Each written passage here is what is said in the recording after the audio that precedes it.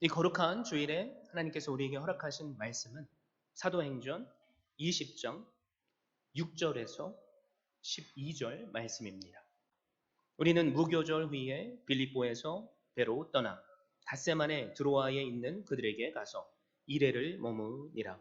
그 주간의 첫날에 우리가 떡을 떼려 하여 모였더니 바울이 이튿날 떠나고자 하여 그들에게 강론할세 말을 밤중까지 계속하매 우리가 모인 윗다락에 등불을 많이 켰는데 유두고라 하는 청년이 창에 걸터 앉아 있다가 깊이 졸더니 바울이 강론하기를 더 오래 하매 졸음을 이기지 못하여 3층에서 떨어지거늘 일으켜 보니 죽었는지라.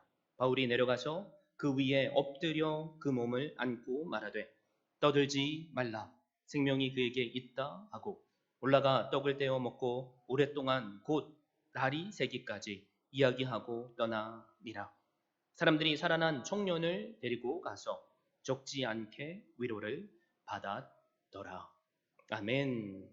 저는 이 귀한 주일에 주신 말씀을 힘입어서 생명이 그에게 있다라는 제목으로 말씀을 증거하고자 합니다. 어느 교회에서 설교 시간에 목사님이 설교를 하는데 앞자리에서 매주 어느 집사님이 졸고 있었습니다.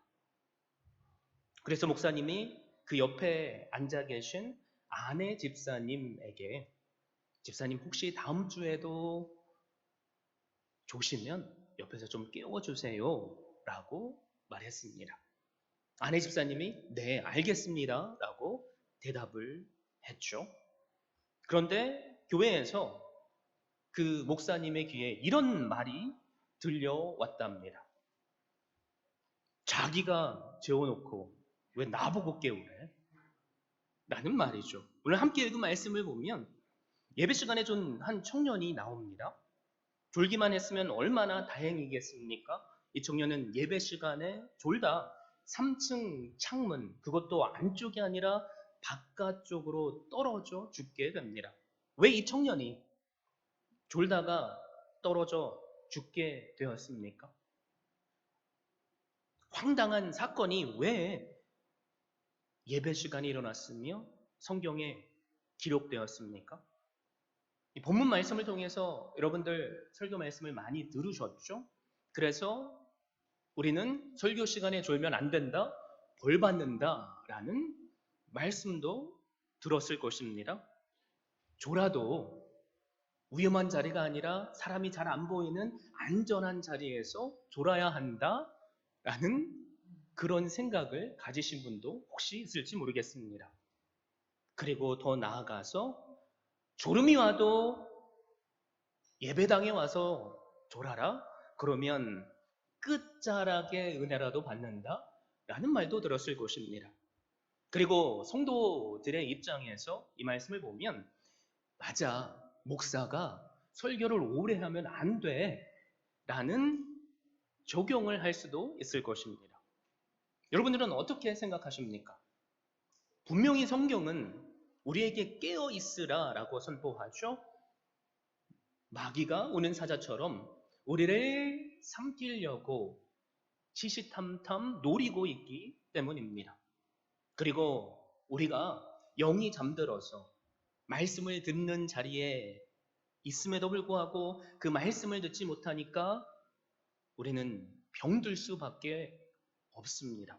그러니까 우리는 분명히 예배 시간에 깨어 있어야만 합니다. 그럼에도 불구하고 여기 계신 분들 가운데 자기가 재워놓고 나보고 깨우래 라는 말씀을 하실 분들이 있을지 모르겠습니다. 무슨 말이죠? 내가 조는 것은 내 책임이 아니라 당신 책임이라는 거죠. 그래서 참을 수 없는 설교의 지루함, 유도고도 그래서 졸았다라는 책도 있습니다. 졸게 맞는 건 목사인데 왜 나한테 그러냐라는 거죠. 그런데 우리가 만약 설교를 시작할 때마다 매주 졸다가 야 어떻게 알았는지 기똥차게 설교 말씀을 딱 정리를 하려면 깨는 분들이 있다면 문제는 설교자에게 있는 것이 아니라 나에게 있다는 것을 우리는 알아야만 합니다. 습관이 된 졸음, 그리고 습관화된 영적인 졸음은 내가 영적으로 병들었다는 것을 증명하기 때문입니다. 그래서 우리는 매 순간 나는 영적으로 깨어있나? 나는 깊은 잠에 빠져 있지는 않나? 내 자신을 살펴보아야만 합니다. 그럼에도 불구하고 오늘 우리가 함께 살펴볼 본문을 우리가 방금 나눴던 것처럼 졸면 벌 받는다. 조는 것은 설교자의 책임이다. 라고 정리하고 마무리하면 안 됩니다. 이 말씀을 통해서 하나님께서 우리에게 주시고자 하는 더 깊은 깨달음이 있기 때문입니다. 그래서 오늘 저는 여러분들과 함께 하나님께서 본문을 통해서 우리에게 정말로 말씀하시고자 하는 바가 무엇인가 찾아보기를 원합니다. 바울은 3차 선교 여행 중에 마케도냐와 소아시아 일대를 돌면서 복음을 전했습니다. 그리고 지금 예루살렘으로 급히 돌아가는 중입니다. 바쁜 일정 속에서 예루살렘으로 돌아가는 중에서도 바울은 한 가지 빼먹지 않고 열심을 내는 것이 있었습니다. 이전에 자신이 선교했던 그리고 세웠던 교회들을 하나하나 차례로 방문하는 것입니다. 교회를 말씀으로 격려하고 가르쳐 굳게 세우려고 했던 거죠. 오늘 우리가 함께 살펴볼 사건은 드로아에서 일어났습니다. 드로아는 지중해를 사이에 두고 유럽과 마주보고 있는 터키 해안에 위치해 있습니다. 그날 드로아에서 교회의 모임이 열렸죠. 그리고 사도 바울이 일주일 방문 일정을 다 마치고 마지막 날 저녁 예배의 시간이 되었습니다. 그리고 그날은 주간의 첫날이라고 선포하죠. 바로 주일이라는 말입니다. 그래서 온 교회 성도들이 함께 떡을 때려 모였다고 말합니다. 우리는 이 말씀을 통해서 초대교회 성도들이 안식일, 즉 토요일이죠. 토요일이 아니라 예수님께서 부활하신 바로 안식 후 첫날인 주일에 교회가 모여서 예배를 드렸음을 알게 됩니다. 여기서 떡을 뗐다라고 말하죠. 이것에는 여러 의미가 있겠지만 간단하게 정의하자면 성찬식을 의미합니다. 매 주일마다 그들은 성찬식을 했습니다.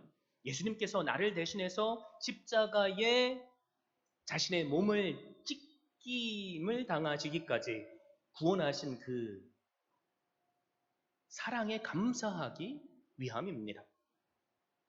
바울은 지금 이 순간 자신의 주어진 인생의 남은 삶이 많지 않다는 것을 알고 있습니다. 지금 예루살렘으로 가서 선교 보고를 하고 또 유럽과 소아시아 교회들이 가난과 박해 속에 있는 예루살렘 교회를 위해 정성껏 헌금한 그 헌금을 전해주고자 하고 있습니다. 돌아가는 일정도 오순절을 마치려고 했기 때문에 지금 시간에 쫓기고 있습니다. 그리고 그 마음속에 내가 만약 이 지역을 떠난다면 다시는 못 올지도 모른다는 그런 긴급한 마음이 있었습니다.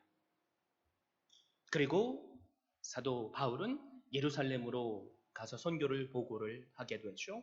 그리고 그곳에서 잡혀서 로마로 끌려가서 로마의 감옥에 갇혀 있다가 순교를 당하게 됩니다. 다시는 이 지역에 오지 못할 것이라는 그런 마음, 그 마음이 사도 바울로 하여금 열정적으로 말씀을 증거하게 했던 거죠. 성경을 가르치고 성도들을 격려하는 그 가운데 예배 시간이 길어집니다. 그리고 한밤중이 되어버린 거죠. 이날 밤 드로아 교회의 등불은 밤이 새도록 꺼지지 않고 타오르고 있었습니다. 바로 그날 밤에 유두고는 창문턱에 앉아서 설교를 듣다가 밤이 깊어지자 점점 잠으로 빠져들게 됩니다. 천하장사도 이길 수 없고 들을 수 없는 눈꺼풀이 계속 내려가는 거죠. 그런데 누가는 8절에 예배의 모습 중에 유독 한 가지 사실을 기록하고 있죠. 우리가 모인 윗다락에 등불을 많이 켰는데, 밤에 등불을 많이 켰다라는 이 말은 그 장소가 넓었다는 거죠. 그리고 사람들이 많이 모였다는 것을 의미합니다. 그런데 등불이 많이 켜져 있으니까, 그리고 사람이 많이 모여 있으니까 그 다락방 안의 공기가 혼탁해진 거죠. 의사인 누가는 지금 이것을 걱정하고 있습니다. 혼탁한 공기로 인해서 의식이 흐려지고 졸음이 올 수밖에 없는 상황이라는 말입니다. 의사 누가는 유도거가 졸 수밖에 없었던 환경을 지금 분석하고 있습니다. 그래서 졸다 떨어져 죽은 유도거는 신앙이 단지 나태해서 벌을 받은 게 아님을 지금 우리에게 말하고 있습니다. 이 유두고라는 이름을 보면 로마 시대에 주로 종이나 노예에게 주어졌던 이름입니다.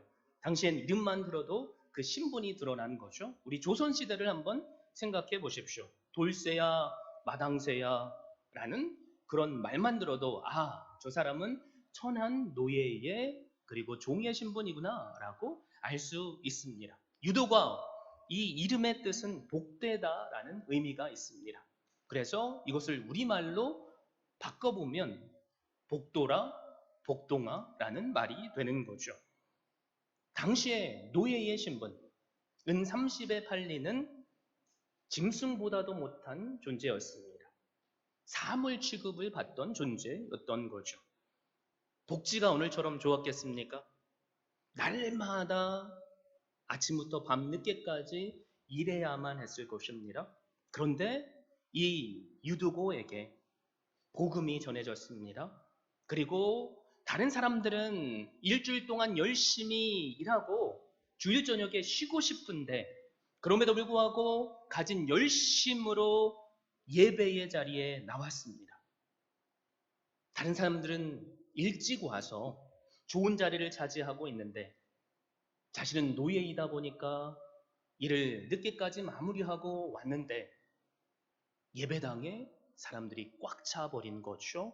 그럼에도 불구하고 돌아가지 않고 창문턱에 앉아서 말씀을 들었습니다. 바로 이 상황을 우리는 정확하게 알고 있어야만 합니다. 유도거가 매주 예배 시간에 나와서 설교가 시작하면 졸다가 설교가 끝날 때쯤이면 눈이 초롱초롱해서 그런 습관화된 졸던 성도가 아니라는 말입니다.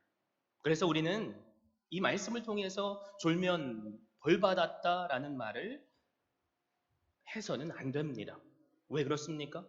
성경 어디에도 유두고가 졸다가 벌받았다는 말을 하고 있지 않기 때문입니다. 그런데 아나니아와 삽비라, 여러분 사도행전 5장에 보면 그들의 이야기가 나오죠. 당시 초대교회 내가 가진 토지와 소유를 팔아서 함께 공동체로 서로 사랑하며 섬기는 삶을 살았습니다. 아나니아와 삽비라도 다른 성도들이 하는 것을 보고 도전을 받은 거죠. 그래서 밭을 어느 정도 팔았는데 그만 그 마음속에 아깝다는 생각이 들었습니다. 그리고 이것이 밭 판 것의 전부입니다 라고 말하고 하나님을 속여버립니다. 그러자 베드로는 그것을 분명히 알고 왜 하나님을 속이느냐라고 말하고 아나니아와 삽비라는 그 자리에서 죽음을 맞이하게 됩니다. 똑같은 죽음이죠. 그런데 아나니아와 삽비라는 하나님을 속였기 때문에 책망을 받았지만 유두고는 책망을 받지 않았습니다. 죽었는데 살아나게 됩니다. 부활의 능력을 삶으로 경험했던 거죠. 무엇이 차이가 있습니까? 하나님을 향한 열심, 이 단어 외에는 설명할 다른 방법이 없습니다. 그래서 우리는 유두고가 버릇처럼 교회만 와서 제일 뒷자리에 숨어서 졸다가 집에 간 게으른 성도가 아니라 하나님의 말씀에 열심을 가진 성도였다는 것을 알아야만 합니다. 내 자신을 한번 돌아봤으면 좋겠습니다. 나는 매주 교회에 나오는데 하나님의 사람으로서 말씀을 향한 사모함을 가지고 나오십니까? 아니면 버릇처럼 나오고 있지는 않습니까? 그래도 감사한 것은 제가 말씀을 증거할 때마다 여러분 한 분 한 분 얼굴을 보면서 증거하는데 여기 계신 분들 중에는 조는 분들이 한 분도 없다는 것입니다. 그래서 너무나도 감사하지만 그럼에도 불구하고 말씀은 내 귀에 들리는데 내 마음속에 내가 가지고 있는 근심 때문에 말씀이 들리지 않는다면 우리는 눈은 떠 있으나 졸고 있는 성도가 될 수밖에 없습니다. 그래서 오늘 이 주신 말씀으로 우리가 가장 먼저 잡아야 할 것 무엇입니까? 하나님을 향한 말씀을 향한 열심을 우리는 잡아야 되고 회복해야만 합니다. 그런데 오늘 성경 말씀을 보면 그런 열심을 가진 유도고도 죽게 되었다라고 말하죠. 이것을 통해서 하나님께서 우리에게 말씀하시고자 하는 바가 무엇입니까? 꼭 기억하십시오. 내가 전심으로 하나님께 가까이 가려고 할지라도 우리의 인생 과정 가운데 내가 예상하지 못하는 불행한 일들이 일어날 수 있다는 것입니다. 그러니까 교회에 올 때 작정을 하고 그래 이번 주부터 주일날 잘 섬겨야지. 전에는 조금 늦게 왔지만 10분 일찍 가서 예배를 기도로 준비해야지. 딱 교회에 왔는데 이런저런 말들이 오가면서 나의 상처를 찌르는 말을 누군가가 해서 A씨 뭐? 이런 경우가 있어. 그러면서 우리는 믿음을 때로는 포기하고 싶어질 때가 있습니다.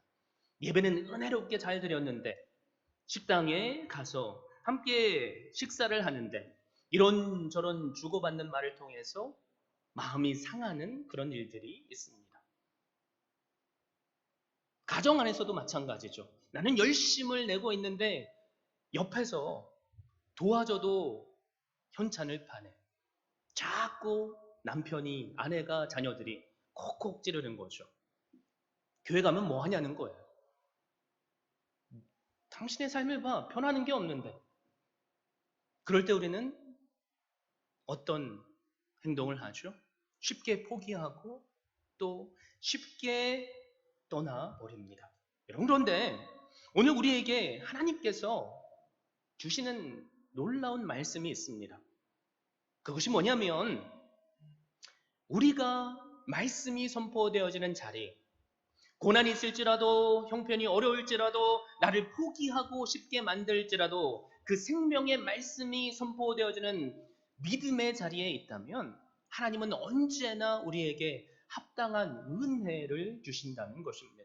여러분 한번 상상해 보십시오.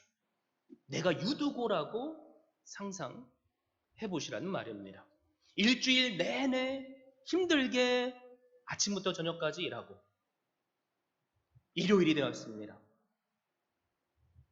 딴 때만큼 열심히 일했지만 이제 다음날 아침까지 쉴 수 있는 거죠.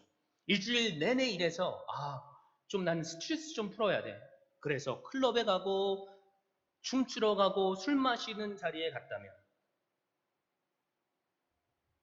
그런데 문제가 너무 졸린 거죠. 난간에 기대서 잠시 졸았는데 그만 떨어져서 죽게 되어버렸습니다. 만약에 그런 일이 유두고에게 아니 우리에게 일어났다면 여러분 그 장소가 하나님의 은혜를 경험할 수 있는 장소가 되겠습니까? 지금 하나님께서 우리에게 무엇을 선포하고 계신 거죠? 교회 나와도 내가 열심을 내려고 하도 내 인생 가운데는 여전히 고난이 있을 수밖에 없다라는 거죠. 그럼에도 불구하고 우리는 그 무슨 이유에서건 믿음의 자리를 포기하면 안 됩니다. 그것이 사람의 문제든 관계의 문제든 내 마음의 문제든 해결되지 못하는 내 질병의 문제든 우리는 그럼에도 불구하고 믿음의 자리에 있어야만 합니다. 그럴 때 하나님의 생명의 말씀이 우리를 살리기 때문입니다. 지금 유두고는 완전히 죽었습니다. 6절에 보니까 우리는 무교절 후에 빌립보에서 배로 떠나 닷새만에 드로아에 있는 그들에게 가서 이레를 머무니라 라고 말하죠. 여기서 말하는 우리 누굽니까? 사도 바울과 동역자들입니다. 거기에 더해서 의사 누가가 있습니다. 지금 누가가 이 사도행전을 쓰고 있죠. 의사인 누가가 이 청년이 죽었다라고 선포하고 있는 거죠. 그런데 하나님께서 이 유도고를 다시 살려주셨습니다. 왜 그렇습니까? 말씀, 생명의 말씀이 선포되어지는 그 자리, 이 유두고가 사모했던 거죠.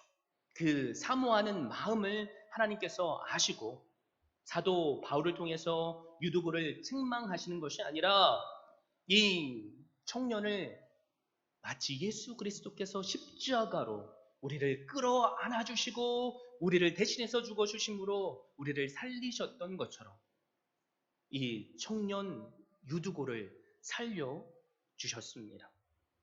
그런데 우리의 반응은 두 가지죠. 교회 오래 다니신 분들은 구약에서 죽은 자가 살아나는 사건들이 있죠. 신약에서도 죽은 자가 살아나는 사건들이 있어서 그 말씀을 읽다 보니까 뭐 그런가 보네 라고 생각하고 그냥 지나쳐 버릴 수 있습니다. 또 그런데 그거에 반대의 경우가 있을 수 있죠. 어떻게 죽은 사람이 다시 살아날 수 있겠니? 의심을 하고 에이 말도 안 돼 라고 생각하고 넘어갈 수 있죠. 사랑하는 성도 여러분, 지금 이 말씀을 통해서 하나님께서 왜 유두고를 살려주셨습니까? 그 이유가 뭐라고 생각하십니까? 내 사랑하는 가족이 죽었을 때 나는 기도하는데 내 가족은 왜 안 살려주시냐는 거죠. 그것에는 분명한 이유가 있습니다. 사도 바울은 하나님께서 주신 그 사명을 지금 감당하고 3차 전도 여행을 다 마치고 교회 이곳저곳을 들르면서 성도들의 믿음을 세워주려고 하고 있습니다. 그런데 바로 그때 예배드리는 가운데 누군가가 죽어버린 거죠. 만약에 제가 설교하는데 이 자리에서 쓰러져서 죽어버렸다.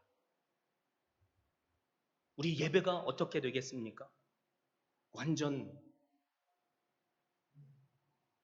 난리도 아니겠죠. 지금 하나님께서 사도 바울을 통해서 행하시고 있는 과정 가운데 그 죽음의 일 때문에 예배가 끊어질 상황에 처한 것입니다. 그래서 하나님은 이 예배가 끊어질 그 상황조차도 다스리시고 섭리하시는 분이심을 우리로 깨닫게 하시기 위해서 유두고를 살려주셨습니다. 또 한 가지 이유가 있습니다. 오늘 성경 말씀을 보면 12절에 이렇게 말하죠. 사람들이 살아난 청년을 데리고 가서 적지 않게 위로를 받았더라. 하나님께서는 함께 신앙생활하고 있는 성도들에게 위로와 또 하나님께서 언제나 함께 하신다는 것을 보고 만지고 누리게 하시기 위해서 이 일을 행하셨습니다. 사도 바울은 지금 그들과 만남을 다 마치면 내일 그 자리를 떠나야만 합니다. 그런데 사도 바울은 그 자리를 떠나지만 그럼에도 불구하고 사람을 살리시고 구원하시는 하나님께서 여전히 그들과 함께 하심을 교회가 깨닫기를 원하셨던 것입니다. 그래서 유두고 죽은 가운데 다시 살아난 이 청년, 교회의 교인들이 이 청년을 바라보면 무엇을 떠올릴 수 있겠습니까? 아, 맞아. 하나님께서 저 유두고를 죽었지만 다시 살려주셨지. 저 유두고를 살려주신 그 하나님께서 지금도 나와 함께 계시지. 저 유두고처럼 나도 과거에 죄로 죽었던 불쌍한 영혼이지만 살려주셨지. 바로 하나님께서 항상 자신들과 함께 하신다는 것을 깨닫도록 하신 놀라운 사건이라는 말입니다. 하나님께서 행하신 이 기적. 그런데 오늘 우리에게도 일어날 수 있습니다. 주님께서 우리에게 뭐라고 선포하시죠? 내가 아버지께로 돌아가니까 너희들은 내가 한 것보다 더 위대한 일을 할 수 있다. 그런데 우리에게 필요한 것이 무엇입니까? 어떻게 죽은 사람이 살아나? 라는 의심이 아니라 믿음이 필요합니다. 우리에게 이런 믿음이 있었으면 좋겠습니다. 우리가 교회에 나오는 이유가 무엇입니까? 내 문제를 내가 해결할 수 없기에, 그럼에도 불구하고 죄로 죽었던 나를 구원하신 그 십자가의 사랑을 깨달았기에 우리가 주님 앞에 나왔지 않습니까? 사실 우리 한 사람 한 사람이 유두고와 같은 존재입니다. 살려주시는 그 은혜 없이는 우리는 결국 오늘은 아니지만 지옥의 불에 떨어져 멸망할 수밖에 없는 존재들입니다. 하나님께서 사도 바울을 통해서 그 유두고를 껴안게 해주셨죠. 돌아온 탕자가 아버지께 왔을 때 아버지가 버선발로 달려가서 그 아들을 안았을 때 사용한 단어입니다. 병자들이 예수 그리스도의 옷깃만 만져도 치유될 수 있을 거라는 그 믿음의 손길로 만진 바로 그 똑같은 단어입니다. 하나님은 사도 바울을 통해서 지금 우리에게 부활 신앙에 대해서 선포하고 계십니다. 나도 죽을 수밖에 없는 존재였는데 예수 그리스도를 이 땅에 보내주셨고 멸망할 수밖에 없는, 내 힘으로는 다시 일어날 수밖에 없는 처절하게 떨어진 타락한 존재를 예수 그리스도께서 십자가로 우리를 안게 해주셨으며 그 십자가의 은혜로 우리를 다시 살리셨다는 것을 깨닫게 해주시기 위한 것이라는 말입니다. 그런데 하나님을 믿는 사람들 가운데서도 부활을 믿지 못하는 분들이 많은 건 아십니까? 과거 사두개인들을 보십시오. 하나님의 말씀은 믿었는데 육체의 부활이 없다라고 선포하고 그리고 영적인 존재 천사도 없다라고 말합니다. 혹시 우리 가운데 어떻게 죽은 사람이 부활할 수 있어?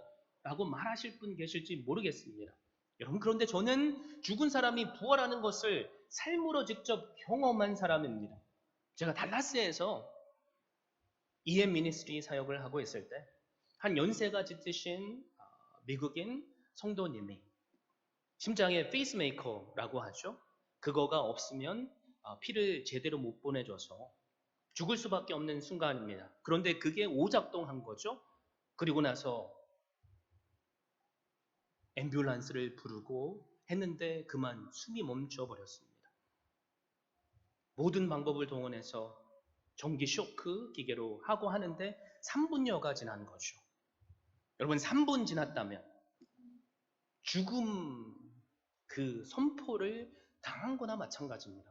여러분, 그런데 놀라운 게 뭐냐면 3분이 지났음에도 불구하고 그분이 다시 깨어나셨습니다. 만약에 죽음이 끝이라면 3분이 지난 그 상황 이후에 그 생명이 다시 살아날 수 있겠습니까? 우리가 죽었을 때 우리의 영혼이 그냥 소멸해 버린다면 떠나갔던 영혼이 3분이 지났음에도 불구하고 어떻게 다시 돌아올 수 있었겠습니까? 그래서 저는 그분만 보면 와, 하나님은 살아계시는구나 라고 고백할 수밖에 없었습니다. 그리고 그분의 삶 자체가 부활하신 예수 그리스도를 증거하는 살아있는 징표가 되었습니다. 우리 인생 가운데서도 죽었다 다시 살아났네라는 뉴스들을 많이 보고 있지 않습니까? 제가 지금 부활주일로부터 시작해서 몇 주간 부활신앙에 대해서 여러분께 선포하고 있죠. 그럼에도 불구하고 우리의 특징, 들었음에도 불구하고 믿지 못한다면 이 시간 우리에게 선포하시는 아버지 하나님의 말씀을 붙잡고 믿을 수 있기를 바랍니다. 우리가 믿음으로 예수 그리스도의 마음을 품고 사도 바울처럼 세상을 향해 그 사랑으로 안아주는 그 모습으로 나아간다면 하나님께서는 우리도 사용하셔서 놀라운 기적을 행하실 줄 믿습니다. 여기 다 예수 그리스도의 십자가를 믿고 거듭나신 분이죠. 그렇다면 우리 모두는 누구입니까? 산 증인들입니다. 나도 살려주신 그 아버지 하나님, 내 가족도 살려주실 줄 믿습니다. 그러기에 오늘 우리에게 필요한 것이 있다면 말씀의 자리를 사모하는 마음입니다. 그 열심을 여러분 가지십시오. 그 어떤 일들이 나의 열심을 짓눌러버리고 포기하게 만들지라도 여러분 이제는 포기하지 마십시오. 언제까지 포기하지 않아야만 합니까? 내 생명이 다할 때까지, 주님께서 재림하실 때까지입니다. 사도 바울 그 사명, 삶이 다할 때까지 포기하지 않았습니다. 사도 바울은 이미 내가 예루살렘에 가면 잡힐 것을 들어서 알고 있는 상황입니다. 그런데 믿음으로 그 일을 행하고 있습니다. 왜 그렇습니까? 자기 자신을 통해 죽은 유두고를 살려주신 그 부활의 예수 그리스도께서 함께 하신다는 믿음이 있기 때문입니다. 내가 죽어도 이 죽음이 끝이 아니다. 나는 예수 그리스도처럼 다시 살아난다라는 믿음이 있었기 때문입니다. 우리에게 이런 믿음이 있기를 바랍니다. 그래서 나로 고난에 처하게 하고 어려움에 처하게 하는 일들이 있을지라도 나를 살리시고 또 나 한 사람을 통해서 우리 교회가 위로받게 되는 일들이 일어날 수 있기를 바랍니다. 나 한 사람이 유두고임을 기억하시고 열심을 내시고 주님 앞에 나아오십시오. 이제는 포기하지 마시고 떠나지 마시고 믿음의 자리에 서십시오. 그래서 나도 살려주시는 은혜, 나 때문에 내 가족이 위로받고 내 형제 자매들이 위로받으며 주님 앞에 돌아오게 되는 놀라운 은혜를 누리시는 한 분 한 분 될 수 있기를 주님의 이름으로 축원드립니다.